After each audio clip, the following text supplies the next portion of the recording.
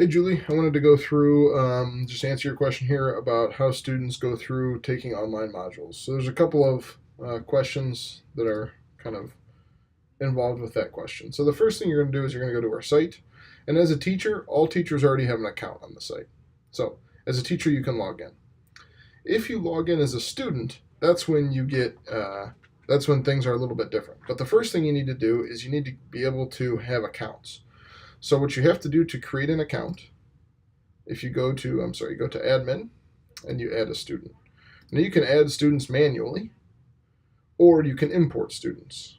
If you import students, what you're doing is you're putting different criteria in each column and then you just import the column. I'll help you with this. This is something that we're working on getting rid of. We're working on automating student accounts so that students can just make their own. But we haven't got there yet. So for now, we're still doing this older method. But like I said, if you send me a list, spreadsheet of students' first names in one column, students' last names in another column, and students' email addresses in a third column, I can do the specifics for getting these updated for you.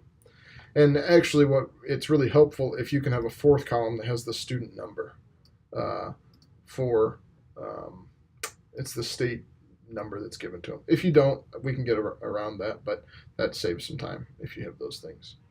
So once we have student accounts made, now students can log in. So let's log out quick and see if I can remember my student account.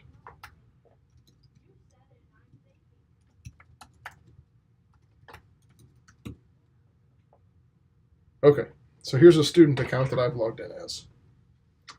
There's a couple of things. First off, if you've been assigned a module as a student, it's going to show up right here. So this student has been assigned 17 modules. Here are the modules. Now, you can see that this module can't be done until this module's been done. So this is a learning opportunity. So that's why you see them all, but you can't click on all of them. You have to do this one first. You also see a list of the completed modules that you've finished. If your module is marked, so let's say your meat cutting one, you're going to mark it as an elective. If you're going to mark it as an elective, you can go in here and you can search for, if you're going to put it in employability, you'd be able to search in here and you'd be able to search meat cutter. At our last meeting, we had the discussion of putting a search bar here, so you will get that feature. It shouldn't be too long and that feature will show up. Now, the question is, how do you assign a module to a student if you want them to specifically do a certain one? Well, you have to do that as a teacher. So let's log out here, and I'll log back in with my teacher account. And I'm going to go to a module. So we'll go to a HIPAA module. If you click right here, this is how you assign to a student. Now, there's a couple ways to make this easier. If you look, my district is a AEA, so it doesn't work for us because we're all teachers, essentially. But if you look in here, I can find an example. I believe this is an example. Nope. Anyway, you could just type in someone's name and it would show up here. I'm not going to have one. There's 13 people that are here. One thing you're going to want to know, though, this is how you assign them individually.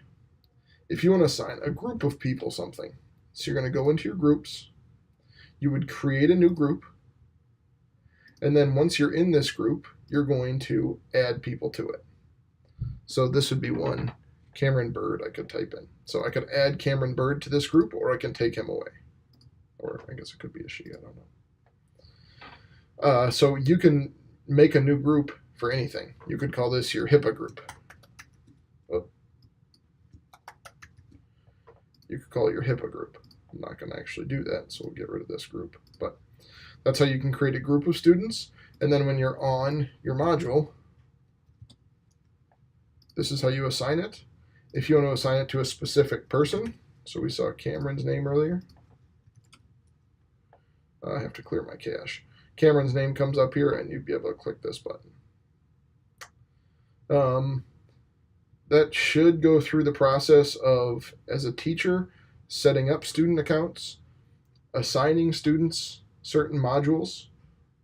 From the student's perspective, they log in, you can see where they've been assigned modules, or you can see where they find elective modules.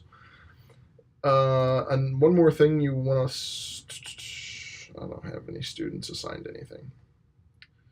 Let me go in quickly as a different person so I can masquerade here. Okay, so here what I can do is I can masquerade as someone else. Now here you can see that she has, in this module, she has 9 students who need some attention. So she'll click right here, and she'll be able to click on a student and see where they're at in the module.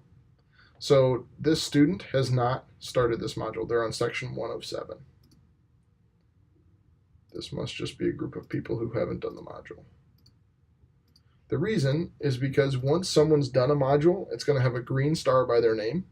That's how you know they need attention. And when they need attention, it'll show what section they're in. So if it shows section 8 of 7, that means that they have completed the module, and there'll be a button down here that says Mark Module Complete. You as a teacher can go in and, okay, that student, they had a green star, they're at 8 of 7, I can click Mark Module as Complete. Now that student will have that module in their account under completed modules. So that's the steps those are the steps you can go through. You don't have to mark students complete, but it puts it in their complete modules, and it doesn't have a due date on it then because they've already done it. So that's the reason you might do that. You can see that she had an entire group set up here, and most of them are no longer in this because they've already been marked complete. And so once you mark it complete, this name would drop off because it's done. I'm happy to answer any other questions you have or work with you on anything you need. So let us know what we can do to help. Take care.